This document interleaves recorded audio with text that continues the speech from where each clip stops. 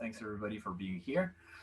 In today's talk, I'm gonna try a lot of features of Zoom that are new for me, so bear with me if things are not as smooth as we would always want them to be, but I'll try to make them as smooth as possible. So as Alexandre mentioned, the work I'm going to talk about right now is joint with him and also with Misha Karpukin from Caltech.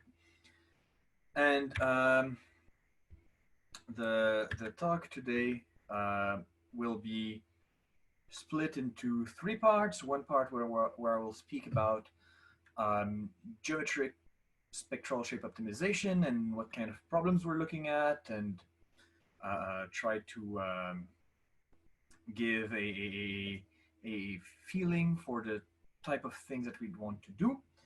Then I will talk about a framework whose goal is to unify different shape optimization problems that we call here variational eigenvalues.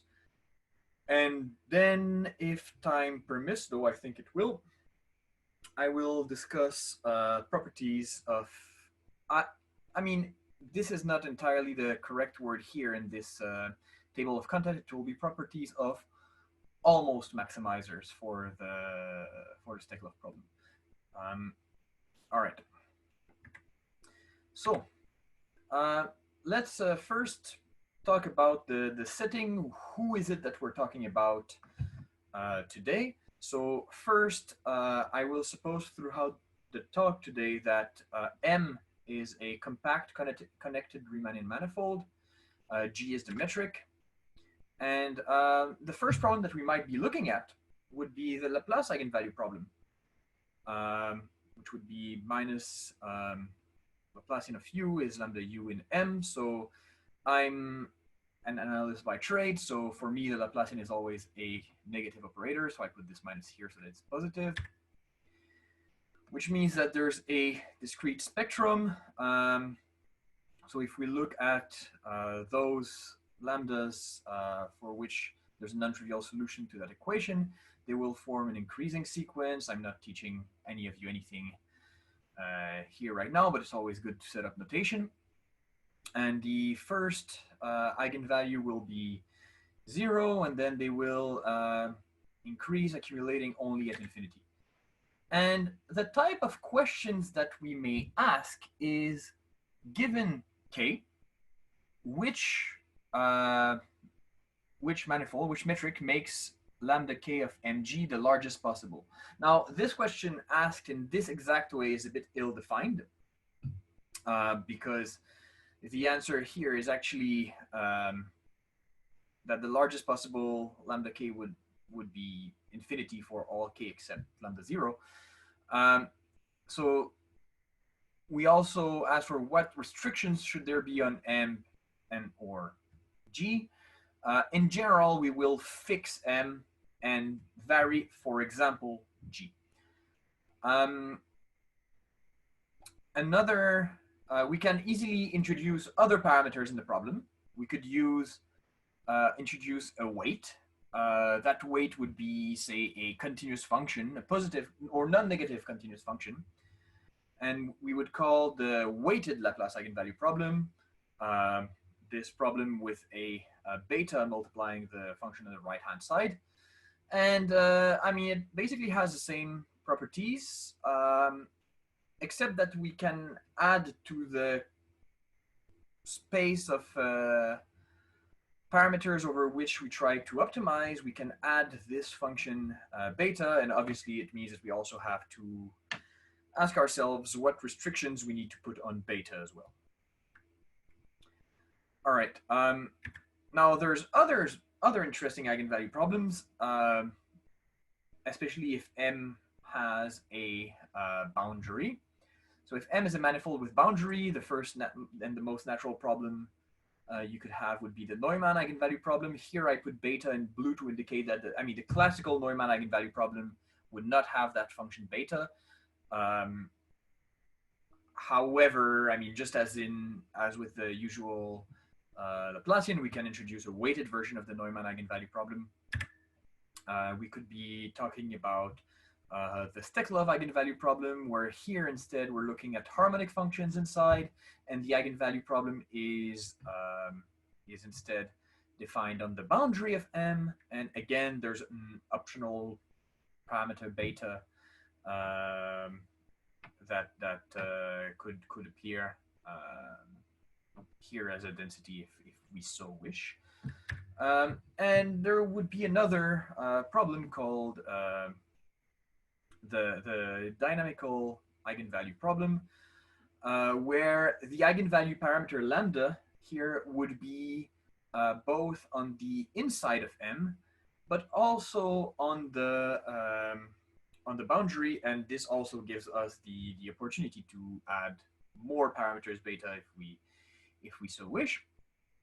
And now for each of those problems, we can ask the same question that we asked on the previous page, namely, given k, which m, g, and beta, or in the case of the dynamical eigenvalue problem, which beta 1 and beta 2 would make this as large as possible under some conditions on beta, m, potentially g as well. So many questions arise just from all of this. The first question would be, okay, I mean, first of all, is there a maximum for all of this? Are these different eigenvalue problems related to each other, or are they somewhat independent from each other? What can we, I mean, we wanted to know what mg or what g would work. We would like to know, are there optimizers? If there are optimizers, what do optimizers look like? If there's no optimizers, do we, or even if there is, do we know something about domains or manifolds that would be close to optimizing any of those eigenvalue problems? And I mean, that's many questions that we'll try to answer or partly answer today. And eigenvalue maximization of this type is a common theme at our seminar. For instance, on May 4th, Doreen talked to us about, amongst other things, the Steklov problem, stability issues, where he basically told us that you could be, in some sense, quite far from the optimizer within simply connected domains, while having an eigenvalue close to optimal amongst simply connected domains in the plane. On May 11th, Henrik talked to us about optimizers for the Laplace and Steklov problem for surfaces, and methods that basically, in some sense, how the maximizing process behaved under adding handles, changing the topology of the boundary, and actually, I mean, it was quite a fine question in what ways you are allowed to do so that you have continuity of the eigenvalues here. On May 25th, Josef talked to us about maximizing the Laplace eigenvalue problems mostly on spheres, and talked to us about bubbling aspects. And on June 29th, Daniel, also for the Laplace problem, talked to us about maximization in within conformal classes for the metrics, and also once you've done that amongst conformal classes, using actually a framework that's close to the one that we'll be talking about today. And this is without counting everybody who has talked about eigenvalue bounds, for example, which are things that are quite relevant when we're trying to maximize things. It's quite useful to know that within the class where you're trying to optimize,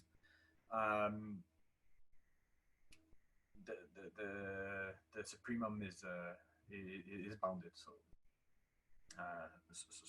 on top of these people, there's actually many people who have talked to us about things that are relevant to spectral shape optimization.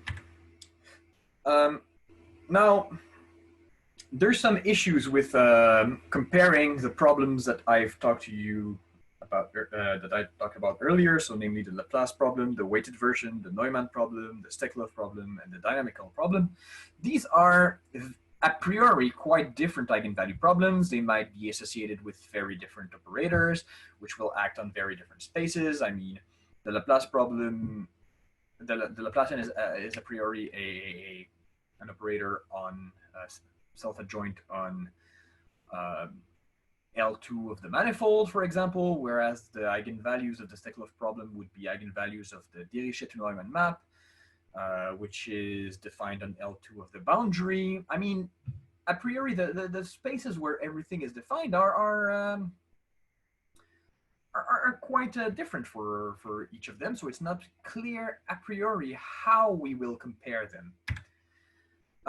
The second thing is that the methods that we use are usually tailored for every different setting, and this is basically due to the fact that I mean, this first point where the operators are acting on quite different spaces. Now, it is true that many of the methods that were developed actually work for more than one problem, and I will be talking about that as well. And there's also a lot of parameters at play. So if we could encapsulate all of this within one class, it would be good. So as I was saying earlier, M here, so M is something that we will, here we will keep this guy fixed. Now, okay, this seems to be less precise than I thought it would be, but by M, so this is what should be circled. But we'll change the metric. If you have a manifold, when I say that the boundary of M could change, is that we could try to optimize one of the problems with boundary for domains omega and M. We have these beta parameters. So we'll try to encapsulate all of this into something a bit more convenient to play with. So up until now, are there any questions? All right, so let me go on. I guess that is at least somewhat clear. All right.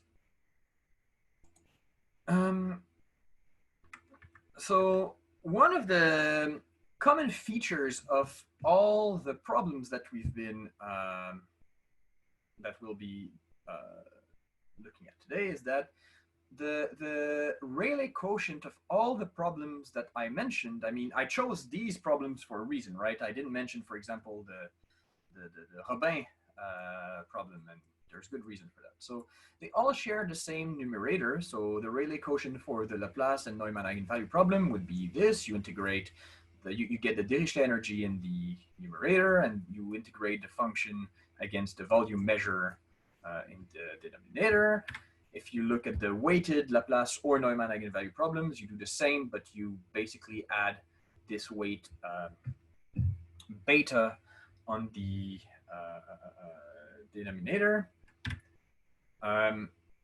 If you look at the Steklov problem, then the denominator this time will be integration on the boundary, and this is all reflecting those spaces on which these are acting. And for the dynamical eigenvalue problem, you would integrate against the sum of the integral on M and this integral on the boundary. And this reflects in some sense that this is a mixture between the usual Laplace eigenvalue problem and the Steklov eigenvalue problem. All right. So our goal will be to have a description of those of the eigenvalues that will go through I mean, in a weak sense, through this Rayleigh quotient, because this is what all those problems have in common. And we will define those variational eigenvalues for a general measure mu. So we can define this Rayleigh quotient for any measure mu, we again take exactly the same numerator as all the other times on top, but we divide this time by the integral of u squared with respect to some to that measure mu. And this allows us to define the eigenvalues purely through a Courant-Fisher principle, where we first where we take a min-max first amongst k+1 dimensional spaces. Here it's important that it will be smooth functions intersection with L2 of m with respect to that measure mu. You want the spaces to still be k+1 dimensional in this L2 of m mu space, and you take the supremum for those spaces of R mu. The reason why it's a k+1 dimensional space is because we started our enumeration at lambda 0 is 0, which is, I mean, convenient in some senses and inconvenient in other senses. And as usual, if you do this, I mean, okay, here this is not under some conditions that I will enunciate a bit later. To every one of those eigenvalues, there is an associated eigenfunction fk that depends on the metric and on mu, and yeah, this eigenfunction, yeah, a priori would be well defined in this L2 of m mu. And in that setting, all the problems that I've talked about today already can be framed as one of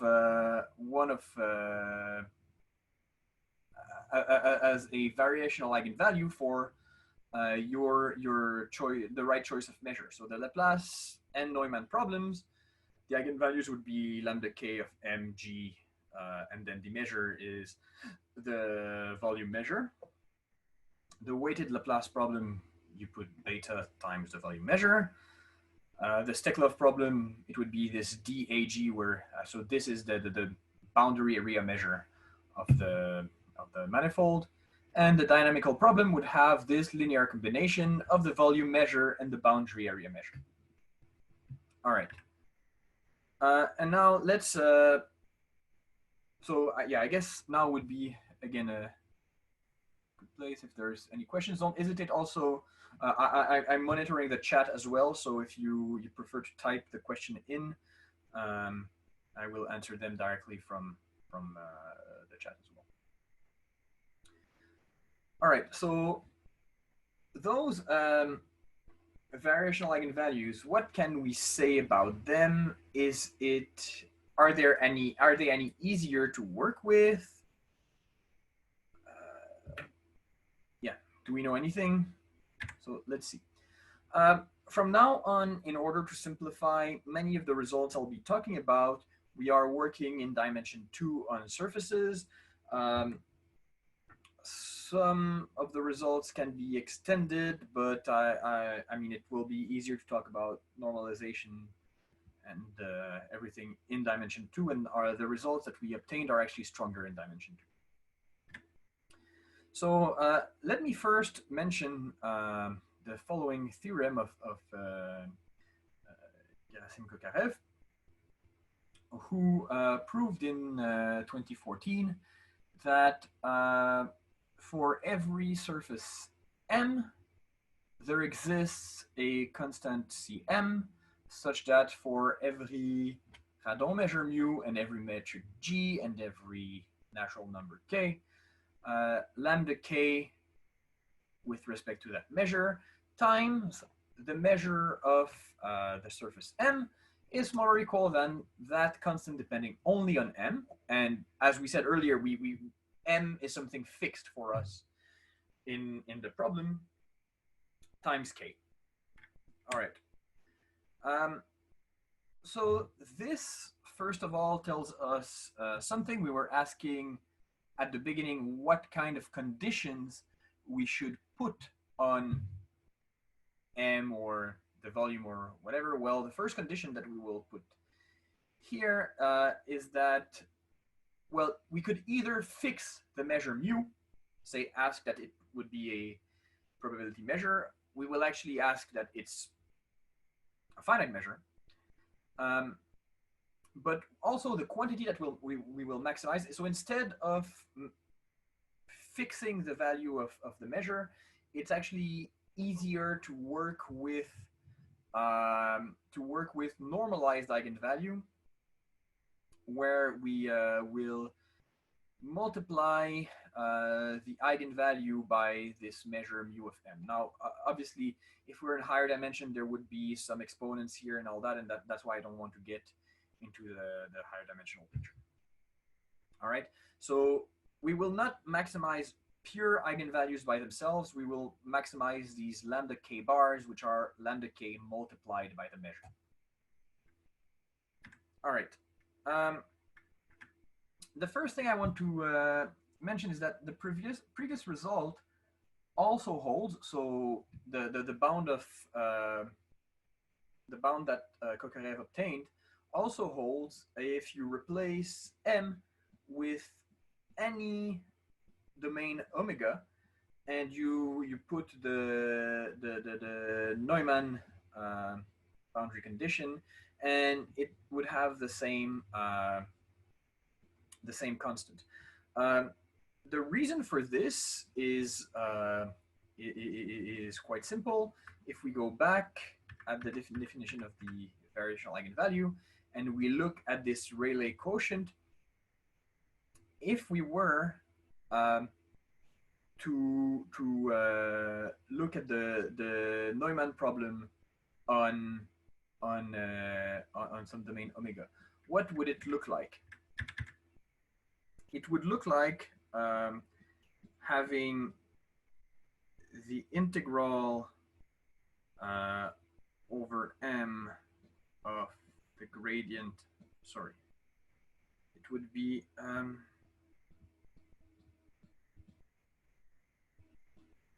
so the integral over omega of the gradient of u squared dg. So this is r of u, which would be equal to this, divided by the integral over omega of u squared dvg. But this is always smaller or equal than the same thing, but you integrate the gradient over m here, and you divide by the integral still over omega of u squared dvg. So this is true for any u that's defined on the whole of m, and when we defined those Rayleigh quotient for a priori functions that were on smooth on m. And here, the idea is that in Kokarev's theorem, you could use, say, Kokarev's theorem with mu equals, with mu, which would be the volume measure with a restriction to omega. So in general, this will actually be a common theme when we want to try to find bounds. One of the first remarks that we can make in this whole setting is that if the measure is supported on some subdomain of m, viewing that eigenvalue problem on some subdomain omega, viewing that eigenvalue problem as an eigenvalue problem on omega will give you a smaller eigenvalue always as the same problem defined instead on the whole of m, but with this same measure that's supported on this subdomain omega. So that's some sort of domain monotonicity property that that we have for those eigenvalues. All right. So let's go on. Now, a natural question that we could ask is, okay, we have a constant Cm. Now, is the optimal constant, say, Cmk, say, star? And here, maybe the constant k would change. The best constant would not be the same for every manifold nk and eigenvalue index k. Would this be the same for all the eigenvalue problems that I mentioned at the beginning of the talk? And in view of the previous questions, if it is, or I mean, if it's for some of them and not for some others, what conditions on the measures would allow for, within some class of measures, would allow for saturation of, say, some optimal constant that works for all measures. And so the first thing that we will want is, first of all, if we want to do any of those things, we want the eigenvalues to basically behave like the eigenvalues of the Laplacian. So that will be the first kind of condition that we will put. And we will say that mu is admissible if the trace map from the subaleph space W12 to L2 with respect to that measure is compact. And I mean, for all the measures I presented at the beginning, this is very clearly the case. But if I give you some random measure, there's compactness criterions in general that may or may not be easy depending on what's the measure I give you to verify whether this is the case. But what those measures are is actually fully characterized. These are results by Magia. I'm not sure exactly in what year. And a theorem is that if mu is an admissible measure, then the eigenvalues form an increasing sequence starting at 0 and then going to infinity. So that's basically, in order for, say, the problem to be well defined and studyable, our criterion will be whether that operator is compact. All right. Now we want to do optimization, and if you want to talk about optimization in general, one of the natural things that you would ask for is that you have some continuity. And so the first natural question is it the case that if you have a sequence of measures, un, converging weak star, which is perhaps one of the most basic ways of converging from measures towards a measure mu, then lambda k of mg un would converge to lambda k of mg mu. I mean, that would be the dream, right? And as with most dreams, it's too good to be true. And it is not the case that this happens. So the answer is no. Let me give you an example. I mean, I will not prove that this example works, but an example that can be found in a paper by Alexandre Giroir and Josef Polterovich, and then more recently as an example where you don't have bounds on L infinity norms for Steklov eigenfunctions by Doreen Bucourt, Alessandro Giacomini, and Paolo Trebeschi, is the following sequence of domains. So you take domains that look like this square with a small cavity here. And this small cavity, if you zoom, if you zoom on this small cavity here, it looks like this here with size epsilon like this and epsilon cube like this. And as you send epsilon to 0, this will converge to just a square without any inclusion. And if you consider here the measure, so here mu epsilon is the boundary measure.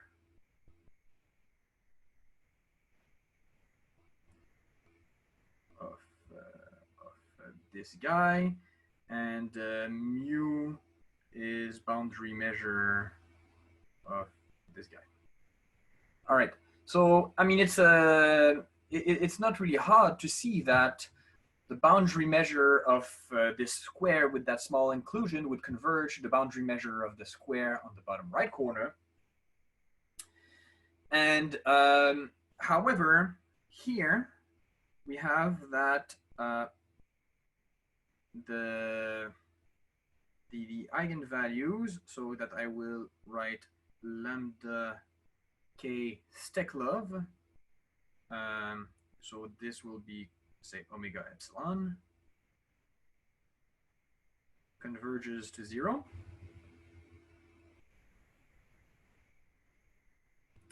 Oh, okay. So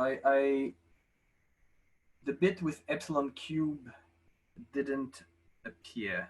All right. I'm sorry, Michael. So I'll redraw this. So you have, okay. We'll erase what's here.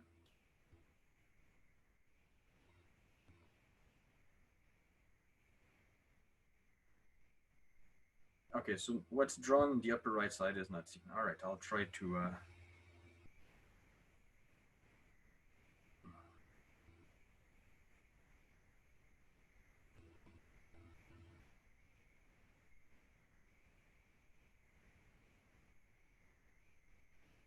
so is it so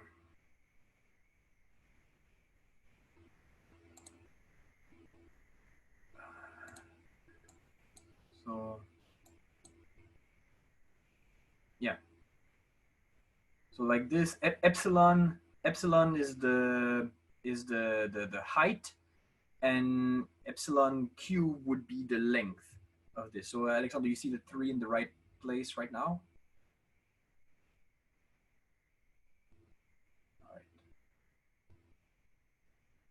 All right. Oh yeah. You are entirely correct that the 3 should be, no, yeah, the 3 should definitely be on the other side. You definitely do know your result better than I know your result. It is epsilon cube like this. All right. So I'm learning that when I actually draw this on my tablet, I have to draw lower than where I want it to appear.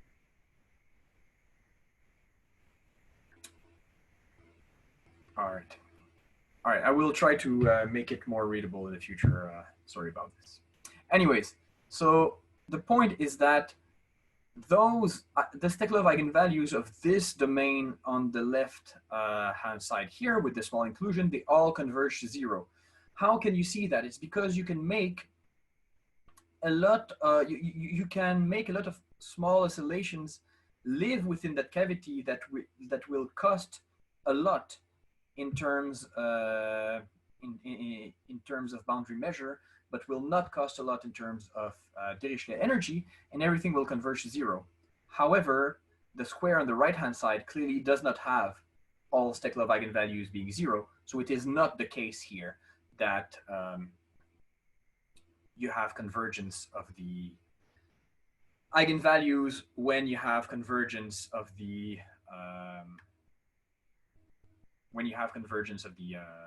measures necessarily. So the questions now is, what can we say about continuity? Can we have conditions under which we will have continuity? All right, so the first thing that we can say is that at least the eigenvalues are always upper semi-continuous with respect to this weak star convergence. So if you have this weak star convergence, you at least know that your eigenvalues, I mean, in the first place, stay bounded. And one of the results that we have with Alexandre and Michel is that we have conditions under which we will have convergence of the eigenvalues and therefore continuity. So the first thing is that you want all the measures there to be admissible so that you have this well-defined discrete spectrum and all that for all the eigenvalues. You do want to have this weak star convergence. And then there's three conditions on the eigenfunctions. The first one, oh, here there is a small typo. You want there to be a n for the mu here. So you want the eigenfunctions fk of g mu n to be equibounded in L2 of m mu. So this condition really only needs to be checked in the L2 of the space of the arrival. The second thing that you want is a form of weak convergence. You want that as n goes to infinity, the integral on m of for any function v in the W12 subvolume space, the integral of on m of v times fk with mu n d mu minus this integral with respect to mu n instead goes to 0. And the last property that you want would be to not lose any mass in the limit. You want that for every index j and k, the limit of the mu inner products of the mu n eigenfunctions would be the Kronecker delta. So 1 if they're the same and 0 if j and k are different. So these are our conditions that, okay, may or may not be reasonable to check. It depends on what's your definition of reasonable. But let me tell you a bit about them. The first thing that you can notice is that you don't have to verify anything about derivatives of the eigenfunction, at least a priori. The second thing is that, okay, not only will you have convergence of the eigenvalues if you have these conditions, you will actually have strong convergence of the eigenfunctions in W12, which is not necessarily a trivial thing to have in general. I mean, weak convergence would definitely be expected, but you actually have strong convergence. Another feature that you have is that you can actually make conditions a bit more complicated, and this would allow for convergence when if you change also domains omega n within M, and you have at the same time convergence of measures and convergence of the domains, a bit like the example I had right before. And yeah, that's what I want to mention here. So let me give you examples of cases where we have this continuity of the eigenvalues. So the first example, if you have a sequence, or I will clear my drawings. If you have a sequence beta n that converges in LP to some beta for p greater than 1, so this condition p greater than 1 would change in higher dimension. I won't get into that. Then the conditions that I've talked about on the previous page would be satisfied for mu n, which is beta n times the volume measure, and the limit measure would be mu, that's beta times the volume measure. So you have this convergence of weighted Laplace eigenvalue problem. One of the consequences that you can find here is that if you're trying to find the supremum amongst all functions beta and LP of this eigenvalue problem on the left, and all metrics, it will be equal to the supremum over all metrics that you have on the right-hand side. Now, it's obvious that the one on the left would be bigger than the one on the right because it's included, you just take beta equals 1. Now, the fact that you have the other inequality comes from the fact that since the Dirichlet energy is conformally invariant in dimension 2, you can actually add a factor beta on the right-hand side by conformally changing the metric instead. And you can approximate any beta in LP with, say, smooth functions. And so you can approximate whatever you have that's the best case scenario on the left-hand side with a sequence of metrics that would just respect that would just belong to the right-hand side. So here, this follows from mostly conformal invariance of the Dirichlet energy. Another example, take some sigma in M, which is a compact union of closed curves. And there's a sequence beta n of continuous functions, positive continuous functions, such that a measure mu n, which is beta times the volume measure, and the limit measure, which will be the Hausdorff measure of codimension 1 restricted to sigma, satisfy the conditions so that these eigenvalues converge. And what does this beta look like? Basically, if I take a transversal view, so let's say we have M like this, and sigma is sigma is so this is sigma here.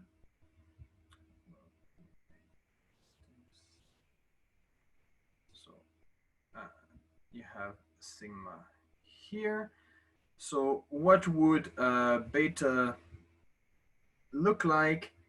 It would go like this, have a bump like this, and it would be height epsilon here, and basically 1 over epsilon here.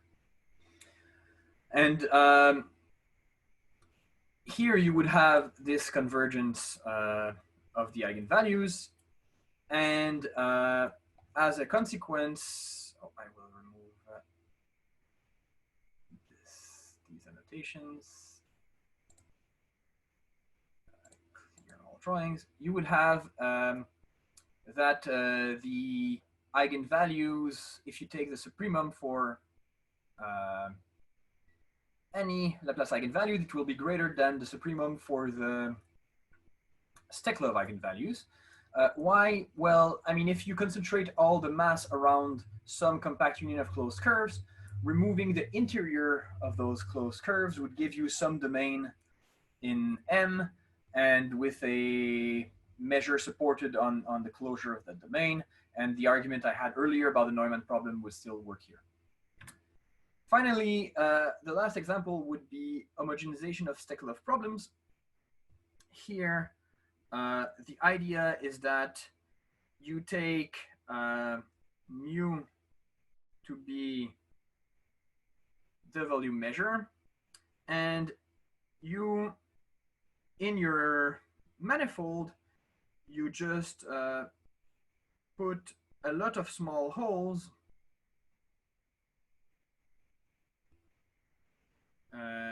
everywhere, and you put mu epsilon to be boundary measure of the holes. And you do it in such a way that mu epsilon of M converges to mu of M. And you have some other technical conditions that you need to respect in order for this to work that I don't want to get into. Well, in this case, you again have that lambda k of m g mu epsilon converges to lambda k of m g. All right, no, this is not very readable. Let me erase that. Sorry about this. Still learning about this technology. You have that lambda k of m g mu epsilon converges to lambda k of m g mu. All right. And this gives you, as a consequence, once again, a comparison between optimal eigenvalues. You have that, as a consequence, the supremum of, you have the other inequality to the one we had before. The optimal Laplace eigenvalue is smaller than the optimal Steklov eigenvalue. So that's one inequality. Here you have the other side. So actually these supremums are equal. And again, this tells us that of those eigenvalue problems that we were looking at the beginning, from the point of view of these optimal constants, it's the same for both Steklov and Laplace and the Laplace problem. Now, the dynamical eigenvalue problem would also, in this framework, give you that the optimizers would be the same. The optimal constant would be the same again for these problems. So, in a sense, all of these eigenvalue problems are rich enough to saturate the maximizer. A question that started this project is, for the Steklov problem, can these optimums be reached with planar domains? And the answer to that question, if you look at other eigenvalue problems, is very much no. If you look at the Neumann eigenvalue problem, you have that, I mean, under Polya's conjecture being true, for the Neumann eigenvalue problem, you would expect for domains that all eigenvalues would be bounded by 4 pi times k, whereas this optimum would be 8 pi k here for Laplace eigenvalue with these weights on domains. And for the Steklov problem, one of our main results is that indeed you can view these domains as domains in the sphere and reach this 8 pi k bound here. And the idea of the proof here is basically very similar to the homogenization result that I've construction that I've talked about before. It's just that here, what you do is that you take on the sphere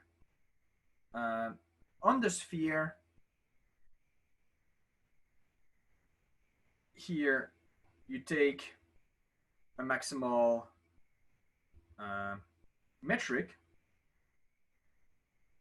and you pull back with some phi conformal. You pull this back on, so the problem being that you don't see on the right-hand corner, right? I will restart my drawings. All right, so you take a sphere here, take a maximal metric here, and you pull back with a conformal phi. You pull back on the disk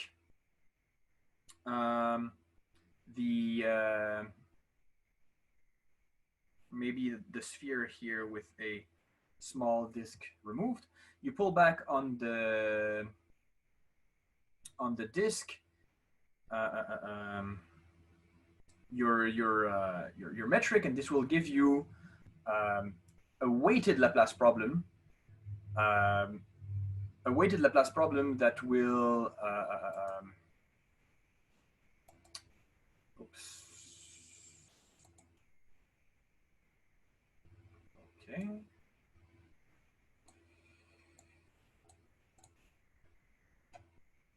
Sorry. It will give you, all right. I'll stop trying to do this drawing. It will give you a weighted Laplace problem on the disk, and you can use homogenization to actually approximate this with Neumann eigenvalue, with Steklov eigenvalue problems. Now, in the last few minutes that I have left, I will mention properties of maximizers for the Steklov problem, and these will be properties for close to maximizers on the sphere and for planar domains. So we would like to understand for planar domains and subsets of the sphere those properties of domains which are close to being maximal. One of the reasons for doing so is that if we find domains that optimize the Steklov problem amongst domains with k boundary components on the sphere, we can, and by varying the metric as well, we can find embeddings of those domains inside a ball as free boundary minimal surface, which is an interesting type of surface to study in geometric analysis. I don't want to get into the details for why exactly these are these surfaces, but basically understanding what domains close to being maximal look like would allow you to understand better what these free boundary minimal surfaces look like as well.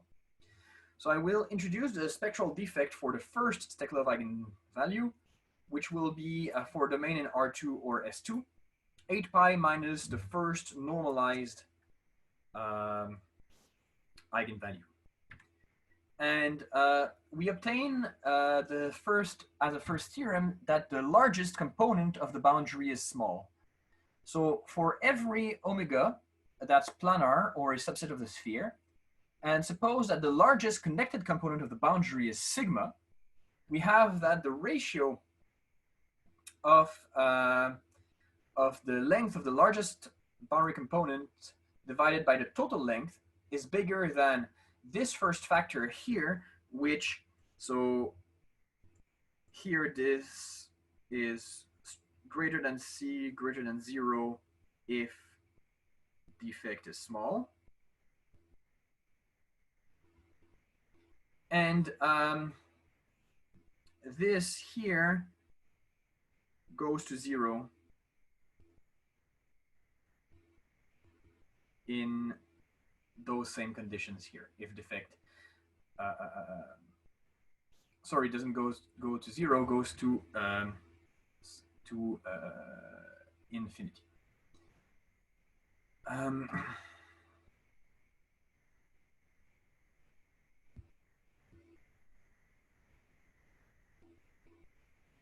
All right, sorry about this blob here. This goes to infinity if the defect is small. So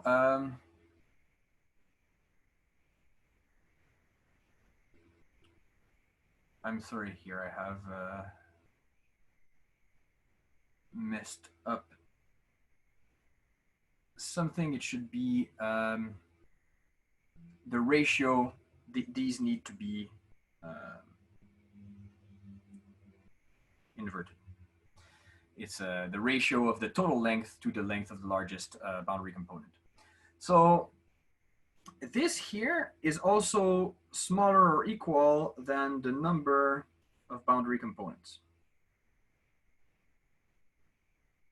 So if you have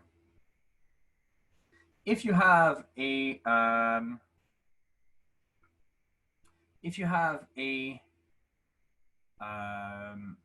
something with a small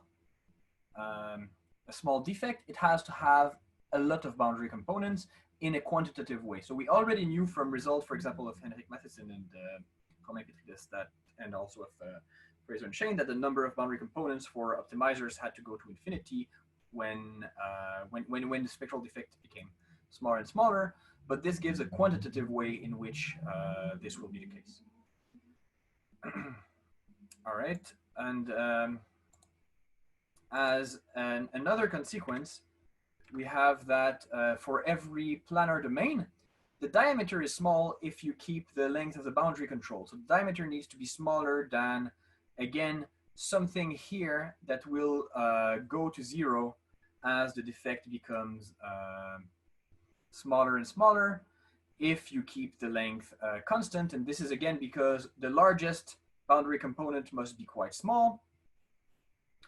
And if the largest boundary component must be quite small, it means that the outer boundary component must be quite small, and that completely controls the diameter of the domain. So I will finish by mentioning that many things remain to be done.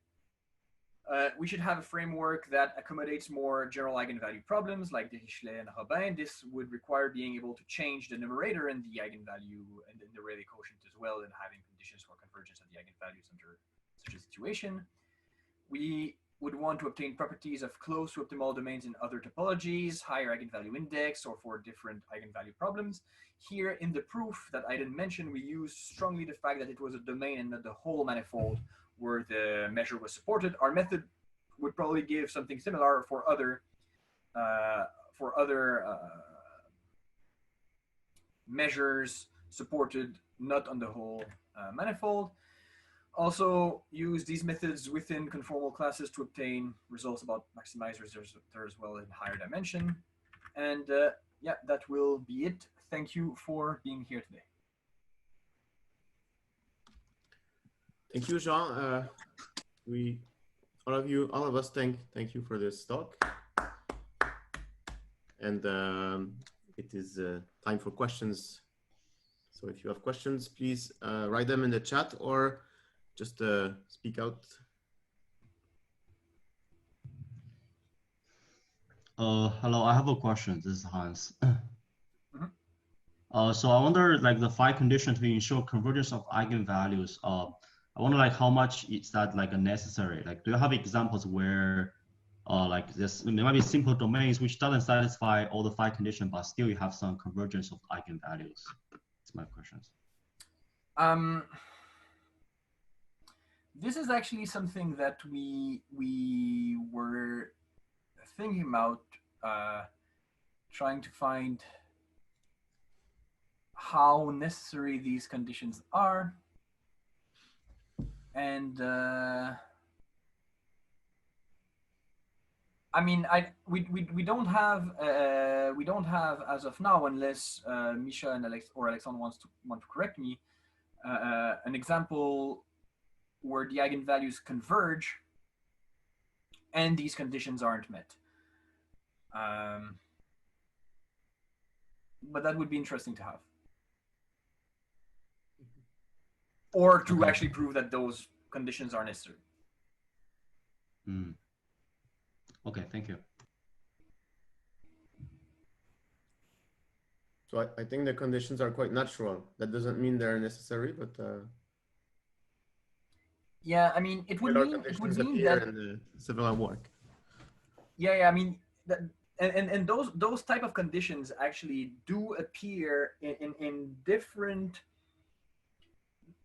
work related to measure valued PDEs that appear both in geometric analysis in the work of Hutchin and in homogenization theory as well. There's work by many people that will have similar type of conditions. I mean, not in terms of the eigenfunctions themselves, but that will have a similar mentality to those conditions. So I think they are quite natural, and I would be surprised to see an example where they fail and you still have convergence of the eigenvalues, because that would mean having convergence of the eigenvalues without having convergence of the eigenfunctions in a sense. Anybody else has a question or comments?